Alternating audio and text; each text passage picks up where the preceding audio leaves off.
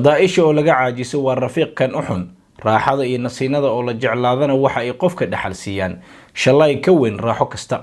sidaa darteed baraarug kuna daali naftaada qayrka oo ka qoomamay wixii gaabis ahaa ee aad horay u samaysay, adigoo ku dadaalaya inaad ka daba tagto dadka qayrka kaaga hormaray.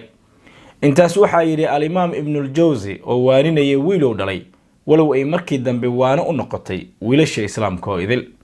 ramadaan mubaarak wa kulla caam wa antum ila allaahi aqrab. munaasabadda bisha barakeysan ee ramadaanka awgeed waxaan jeclaystay inaan idinla wadaago kitaabka qiimaha badan ee qiimatu zaman cinda alculamaa, kaasoo uu qoray asheekh cabdifataax abulquda ee ka bogasho wacan. dhadhamis waa barnaamij hadafkiisu yahay soo dhoweynta dhigaalka iyo dhiirigelinta dhalinta, waxaana kusoo gudbin doonaa miidda murtida ku jirta hadba buuggii aan u aragno inuu xambaarsan yahay macno iyo maandhis. haddaba si ay kuu soo gaarto xalqad kasta ee cusub, fadlan sabskraib dheh janalka lana wadaag saaxiibada. assalaamu calaykum, aniga waa abaal waa sugay, barnaamijkuna waa dhadhamis.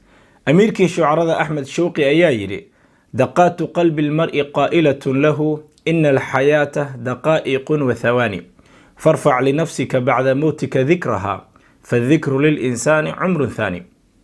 ha yeeshee waqtiga qiimo gaara ayuu u leeyahay culimada, cubaadda iyo dalabatu cilmiga, taasoo ka duwan midda u leeyahay beeralayda, ganacsatada iyo inta la halmaasha. sidoo kale qiimaha u leeyahay waqtiga dhalinyarada way ka duwan tahay midda u leeyahay waayeelka. waana halkuu lahaa adiibkii weynaa ee jaaxid, isagoo tilmaamaya kala duwanaanshaha dhalinyarada iyo waayeelka xagga ka faa'iidaysiga waqtiga. atarjuu an takuuna wa anta shayqun kama qad kunta ayaama shabaabi laqad kadabadka nafsuka laysa thawbun dariisun kaljadiidi min athiyaabi. ma waxaad rajayn inaad ahaato sidii aad ahayd dhallinyarnimadaadii adigoo ah qof waayeela? hubaale naftaada ayaa kuu been sheegtay, waayo ma jiro dhar la isticmaalay oo ku qiimo ah mid cusub. waa runtii jaaxid oo sugaanyahano Soomaaliyeed ayaa ku cataabay erayo la macno ah kuwa jaaxid, iyagoo gocanaya dhallinyaranimadoodii iyo sida uu xaal ku arooray markii ay gaboobeen. mid ka mid a yidhi: taf madow haddaan qaadan jiray maro tilmaam dheer leh, tartarada miyaan qayd ku xiray taako labadeeda. mid kalaa yidhi: waxaan qayli duugyaha madow iyo dheeg weyela qaatay ee dhalanka aadmigu u baxo sida tan lay dhowray, kolkii horeba dhirirkii miyaa dhabarka soo gaabtay. dhabbareero guureen miyaa laygu wada dhaafay, ushaan dhaabin mooyee hubkii meeska wada dhiibay. buuggoo intiisa badan ka hadlaya culimadii hore iyo sida ay waqtiga kaga faa'iidaysan jireen cilmi raadinta, ayaan ka soo qaadanaynaa in yaro baraarujin ah, taasoo aan ilaah ka rajaynayo inuu nagu anfaco. alimaam ibnu caqiil alxambali waxa uu leeyahay: igama suurowdo inaan dayaco saacad ka mida cumrigayga, xitaa haddii carabkaygu ka daalo aqrinta kutubta iyo dood cilmiyeedyada, indhahayguna ka daalaan fiirfiirinta iyo mudaalacada kutubta. fakir ayaan kaga faa'iidaystaa xilliga nasashadayda anigoo dhinac u jiifo, mana soo tooso ilaa ay igu soo dhacdo wax aan qoro mooye. dadaalka intaa leeg uu bixiyey ibnu caqiil waxa ay bashariyaddu ka dhaxashay akbar kitaab fil caalam oo ah kitaabulfunuun, kaasoo lagu qadaro inuu gaaray 800 oo majalad. إذا كان رأس المال عمرك فاحترس عليه من الإنفاق في غير واجب فبين اختلاف الليل وصبح معرك يكر علينا جيشه بالعجائب. sidoo kale saxaabigii weynaa ibnu cabbaas ayaa laga wariyaa inuu yidhi: kama shallayin arrin sidaan uga shallayay maalin ay qoraxdiisu dhacday, taasoo uu naaqusay cimrigaygu, camalkayguna uusan waxba ku siyaadin. khaliifadii muslimiinta cumar ibnu cabdicasiis waxa uu yidhi: habeenka iyo maalintu way kaa shaqaysanayaan ee adiguna ka shaqayso ina aadanow. sidoo kale xasan albasri taabicigii weynaa ayaa laga wariyaa inuu yidhi: ina aadanow waxaa tahay maalmo isku tegay, haddii ay baxdo maalin waxaa tagay qayb ka mid ah.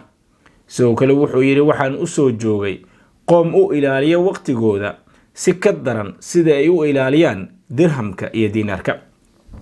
dhanka kale cabdiraxmaan bin mahdi oo ahaa ardaygii xamaad ibnu salama ayaa yidhi: haddii lagu yidhaahdo xamaad berri ayaad geeriyoonaysaa, ma awoodeen inuu wax ku siyaadiyo camalkiisa, yacni ma lahan boos u bannaan oo waqtigiisa oo dhan cibaado ayuu ku buuxiyey.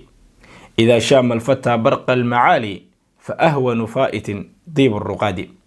sidoo kale qisaska ugu cajiibka badan ee aan kitaabka ku arkay waxaa ka mid ah caalimkii weynaa ee ibnu saxnuun ayaa maalin aad ugu mashquulay kitaab uu qorayay ilaa uu habeenkii ku gaaray intaasna wax jeenan ah muusan cunin ilaa markii dambe jaariyadiisii mudaam ay cuntadii gacanteedii ku siisay. waxaase la yaab lahayd in markii uu qoraalkii dhameeyey ee laga dul adimay aadaankii salaada subax uu u yimid mudaam kuna yiri xalay waa kaa mashquulnay ee aaway cashadii aad ilahayd cun iminka soo firaaqoobay.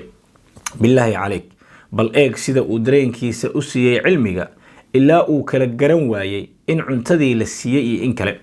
sida sabi isagoo hurda hooyadii cashadii siisay subaxdiina dood ka bilaabay aaway cashadeedii. huwa aljaddu xataa taftura alcaynu ukhtaha wa xataa yakuuna alyowmu lilyowmi sayida.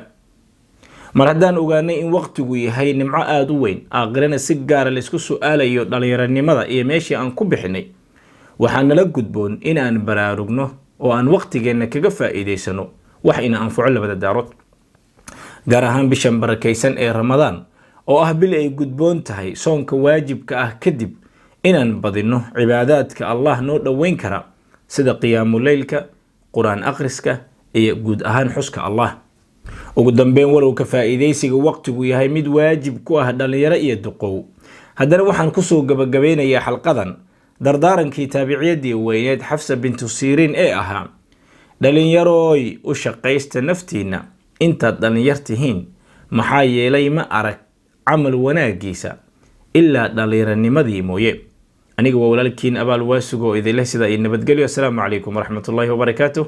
سبحانك اللهم وبحمدك أشهد أن لا إله إلا أنت أستغفرك وأتوب إليك.